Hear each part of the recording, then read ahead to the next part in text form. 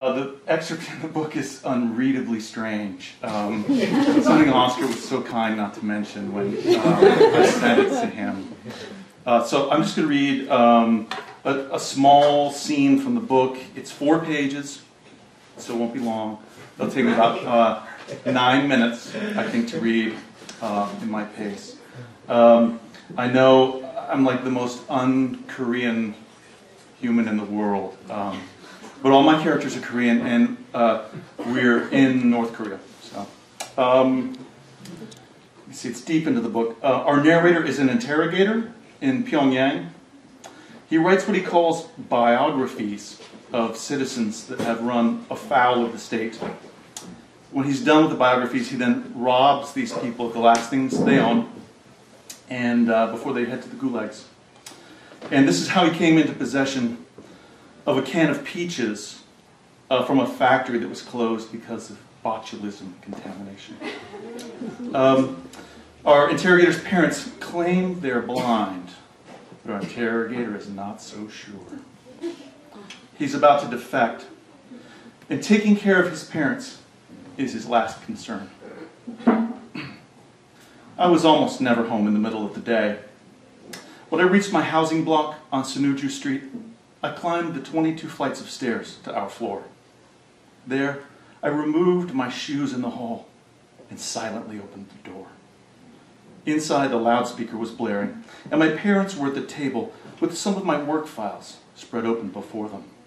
They were whispering to one another as they ran their fingers across the pages, feeling the file labels and paper clips in embossed department seals. I knew better than to leave important files at home. These were just requisition forms. I pushed the door shut beside me with a bang. The two of them froze. "Who is it?" my father asked. "Who's there?" "Are you a thief?" my mother asked. "I assure you we have nothing to steal."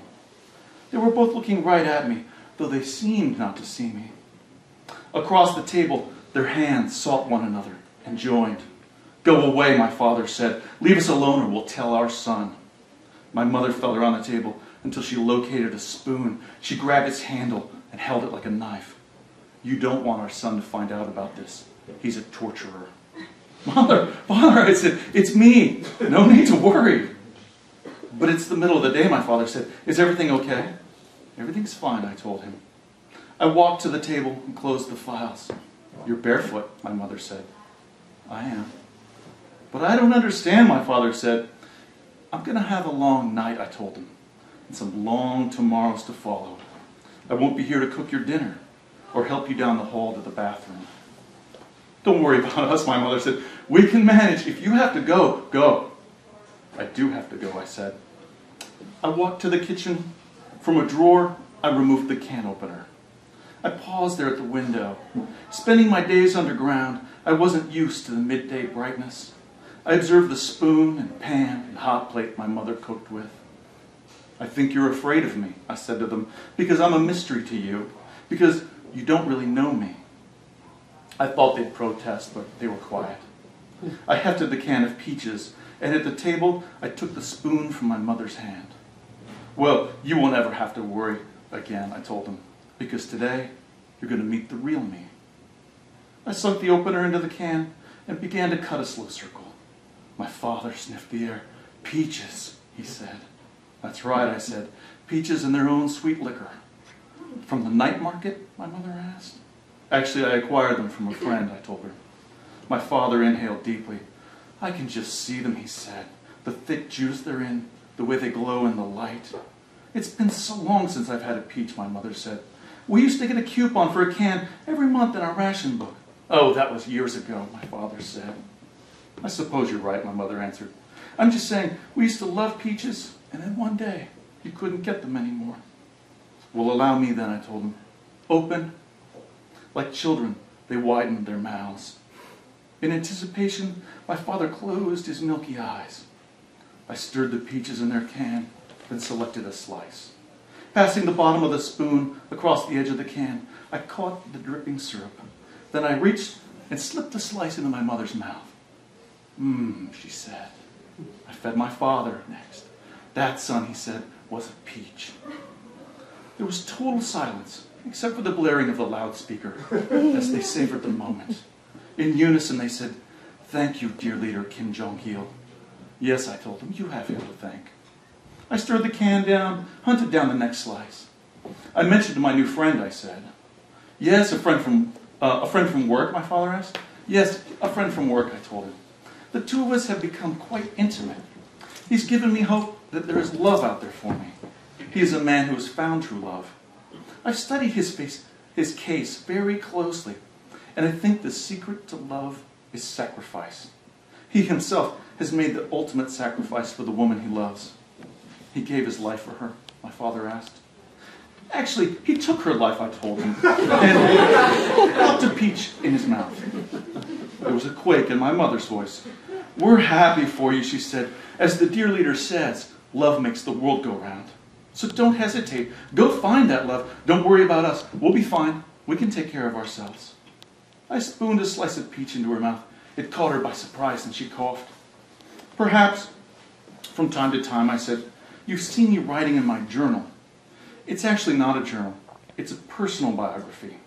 As you know, that's what I do for a living. Write people's biographies, which we keep in what you might call a private library. A guy I work with, I'll call him Sarge, says the problem with my biographies is that no one ever reads them. This brings me to my new friend, who told me that the only people in the world who would want to read his biography were gone. I dished out new slices. "People," my father said, "meaning that lady that your friend loves?" "Yes," I said. "The lady that your friend killed?" my mother said. "And her kids," I said. "There's a tragic aspect to the story. There's no denying it." The peaches were half gone. I stirred them in their can, selecting a new slice. "Save some for yourself," my father said. "Yes, that's enough," my mother said. "I haven't tasted sweet in so long. My stomach can't take it." I shook my head no.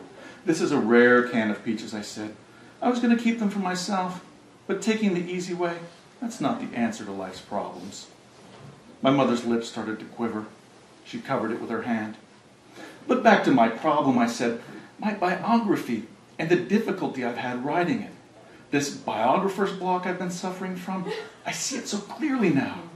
It came from the fact that deep down, I knew no one wanted to hear my story. Then my friend got a tattoo of his dead wife, yet he claimed the tattoo wasn't public, but personal. Though it was there for the world to see, it was truly for no one but himself. And losing that, my friend lost everything." "How can a person lose a tattoo?" my father asked. "Unfortunately, it's easier than you'd think," I told him. But it got me thinking, though, and I realized that I wasn't composing biographies for posterity, or the dear leader, or for the good of the citizenry. No, the people who needed to hear my story were the people I loved. The people right here in front of me, who had started to think of me as a stranger, who were scared of me because they no longer knew the real me. "But your friend," my father said, "he killed the people he loved, right?" "It's unfortunate. I know," I said. "There's no forgiving him from it. But let me get started with my biography. I was born in Pyongyang," I began, "to parents who were factory workers. My mother and father were older, but they were good parents. They survived every worker purge and avoided denunciation and re-education." "But we already know these things," my mother said. Her breath was sweet with peaches. "Shh," I told her. "You can't walk back to the book of your life." So that's pretty much the end of that scene.